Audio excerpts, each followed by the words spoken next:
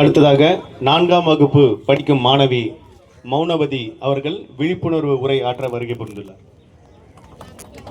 அனைவருக்கும் காலை வணக்கம். என் பெயர் எம் மௌனவதி. நான் 4th ஸ்டாண்டர்ட் பி செக்ஷன் படிக்கின்றேன்.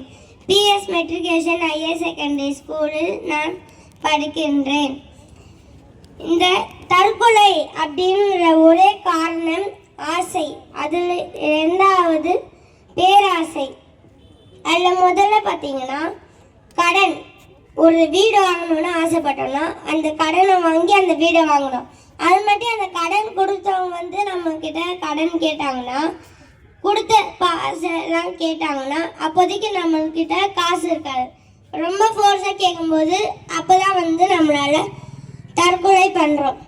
இன்னொன்று ஸ்டூடெண்ட் அப்படின்னா இந்த புக்கில் இருக்க கொஸ்டின் ஆன்சர்ஸ் மட்டும்தான் வந்து எக்ஸாமில் தருவாங்க.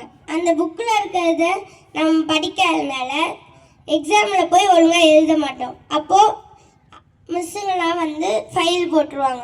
அப்போதைக்கு ஒரு தற்கொலை எப்போதுமே நடக்கும். இன்னொன்று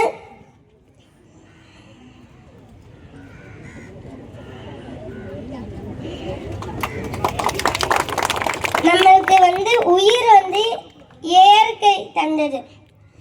அதை வந்து நம்மளாம் எடுக்கக்கூடாது. நம்மளுக்கு அந்த ரைஸ் கிடையாது. இயற்கை தான் வந்து நம்ம இதை எடுக்கணும்.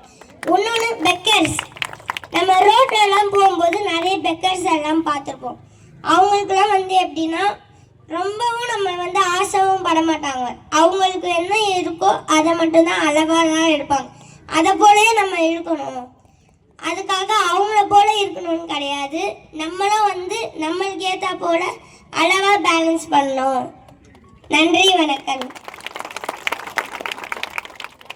நன்றி. அடுத்ததாக மாண்பு